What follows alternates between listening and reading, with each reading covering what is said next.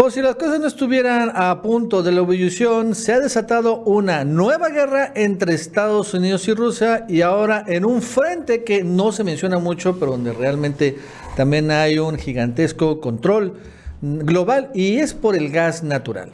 El gas natural es todavía lo que mueve la mayoría de las industrias en todo el mundo, es lo que genera electricidad en todo el mundo, es también lo que genera la calefacción, en particular en las zonas donde hay inviernos muy fuertes, muy crudos como en Europa. Y bueno, lo cierto es que también el gas natural es un recurso en donde Rusia había sido un histórico proveedor de todo el gas mundial, pero hace pocos años Estados Unidos ha empezado también a hacerlo.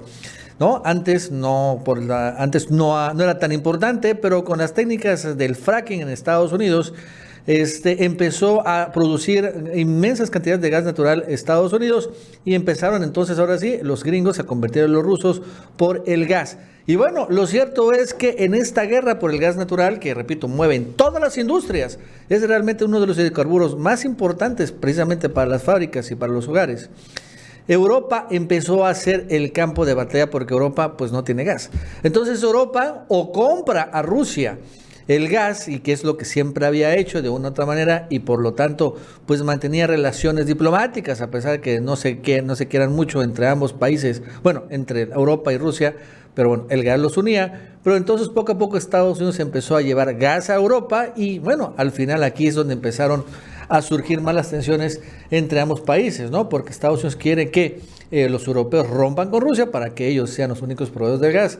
Y bueno, los rusos pues quieren lo contrario, ¿no? Y bueno, en medio de toda esta nueva guerra también se acerca un momento muy complicado porque Europa está precisamente enfrentando muy altos precios del gas natural por la salida de la pandemia y por la escasez también de gas, por un fracaso igual del modelo de las energías renovables que al final no lograron sustituir el gas natural con la pena. Y bueno, los gringos finalmente también impulsando que ellos sean los principales distribuidores y bueno, ahora se está dando una guerra muy fuerte en donde los europeos podrían acabar sufriendo un invierno muy crudo con gran escasez de gas y además con enormes precios de los energéticos. Bueno, esto y más nos va a contar Jesús López Almejo. Jesús, ¿qué tal? ¿Cómo estás? Buenas tardes. Hola, ¿qué tal, Nacho? ¿Cómo estamos? Oye, pues se ha hablado mucho últimamente de los enfrentamientos en materia de espionaje y contraespionaje entre Rusia y Estados Unidos, y me parece que no es gratuito. Se ha hablado también del celo que tiene Estados Unidos acerca de cómo la Unión Europea cada vez se ha vuelto más dependiente del gas ruso y cómo Rusia, en la medida que va aumentando su capacidad productiva y su capacidad de distribución del gas, pues ha puesto en jaque a Estados Unidos. Esto es importante comentarlo porque poco se experimenta o poco se habla o poco se analiza a fondo la geopolítica del gas. Casi siempre nos concentramos, cuando hablamos de energéticos, en petróleo, en gasolinas, en derivados del petróleo en general, pero el gas, sobre todo en aquellas regiones, Nacho, en donde los inviernos suelen ser crudos, como en las Europas, como en el Atlántico Norte, como en los países nórdicos, en el Mar del Norte, el Mar Báltico, etc. Realmente ahí el gas se vuelve imprescindible por lo menos de noviembre a marzo de cada año. De esta manera, cuando volteamos a ver las tensiones y resurgir de la Guerra Fría 2.0, pues tendremos que voltear a ver el tema del gas. Y los dueños del gas, los dueños globales del gas, dice el diario El Mundo, pues son Estados Unidos y Rusia. De esta manera, cuando uno observa qué representan en cuanto a la producción y distribución de gas estos dos países, pues mira que nada más y nada menos dominan la oferta de gas hasta en un 23% del total. Es decir, dos países que ciertamente territorialmente son enormes, pero dos países representan más de una quinta parte del total mundial de gas.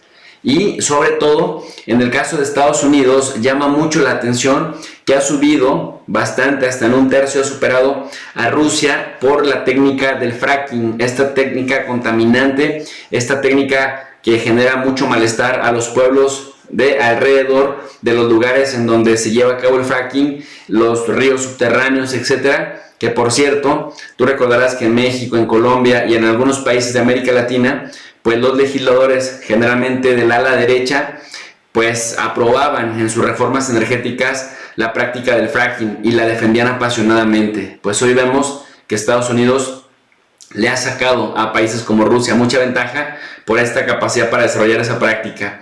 Es importante señalar que en esta imagen, por ejemplo, los países que están en color rojo producen en millones de metros cúbicos, en miles de millones de metros cúbicos al año, más de 600 millones de metros cúbicos, o 600 mil en este caso, 600 mil millones de metros cúbicos, pues nada más son Rusia y Estados Unidos, pero después le siguen de 70 a 600 mil, le siguen países como Canadá, Argelia, que ahora está muy confrontado con Marruecos y que pone en jaque o pone en riesgo el 20% del gas que la Unión Europea recibe en caso de que no le apoyen a Argelia frente a Marruecos. También tienes Arabia Saudita, Irán, Australia y China, que también es otro jugador silencioso en el tema del gas. En cuanto a la evolución de los dos gigantes, pues vemos cómo Estados Unidos, sobre todo después del año 2012, se ha venido despegando cuando ya de manera franca recurrió a la práctica del fracking. Y bueno, vemos que tiene hasta 960 mil millones de metros cúbicos, que no es pues nada despreciable, porque incluso pues supera prácticamente a Rusia, que se queda en 705 mil millones. Bueno, si nos ponemos a pensar en dónde se concentran los principales problemas gaseros en este momento en el mundo, vemos que Bolivia durante el año 2003 vivió un gran conflicto social por la decisión de exportar gas a Chile desde su reserva de Tarija, y esto, bueno, pues incrementó también los costos porque sus gasoductos no necesariamente eran suficientes y sobre todo eficientes para distribuir la masificación de gas que le requería la región. En el año 2000, en el año 1900, en la década de los 90, pero para el año 2014 pasó una cosa importante también en Ucrania, en el punto número 2 que aparece en el mapa.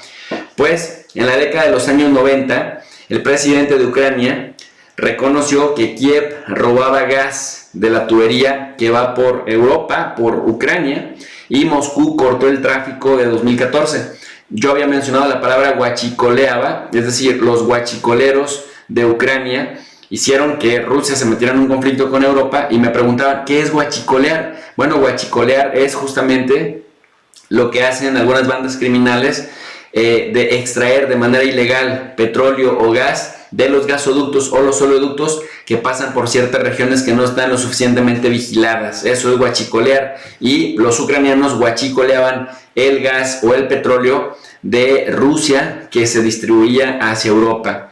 Otro problema importante se da en los años 80, cuando la URSS, en aquel momento la URSS, casi rompe relaciones con Estados Unidos por dinamitar su proyecto de tubería Yamal entre Siberia Occidental y Europa. Esto lo vemos en el punto 3.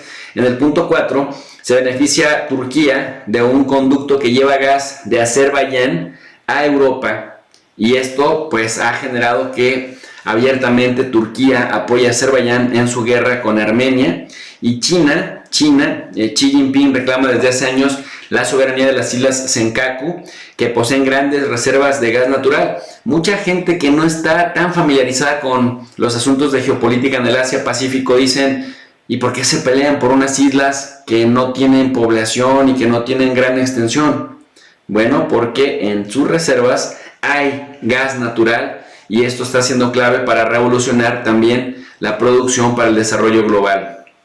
En términos entonces de cosas claves, ¿no?, para el tema de entender la geopolítica del gas, pues tenemos el Nord Stream 2, del que ya hemos hablado en otras ocasiones, que es el nuevo surtidor ruso de gas hacia Europa, y que está poniendo en jaque a los estadounidenses, porque dicen Europa cada vez está más entregada a la oferta del petróleo ruso, está más dependiente, y cuando Rusia quiera tomar decisiones políticas, dar golpes sobre la mesa, pues a Europa no le va a quedar de otra más que ceder. Y esto lo dicen por lo siguiente: si te fijas cuál es la dependencia del gas que tienen los europeos, pues mira, el origen del gas europeo proviene 43.4% de Rusia, 20% de Noruega, entre el 12 y el 20% de Argelia, solo 5.5% del Reino Unido, solo el 5% de Estados Unidos, y el 14% restante viene del mundo en general.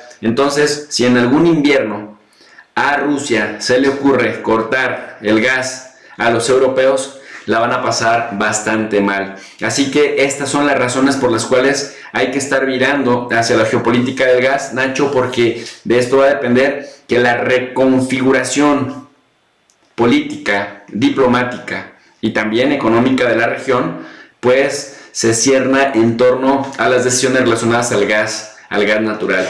Nacho, hasta aquí mi análisis. Le mando un cordial saludo a la comunidad del Chapucero USA y les invito a que si quieren ver sesiones más largas, pues vayan al canal también de tu profe de RI. Muchas gracias.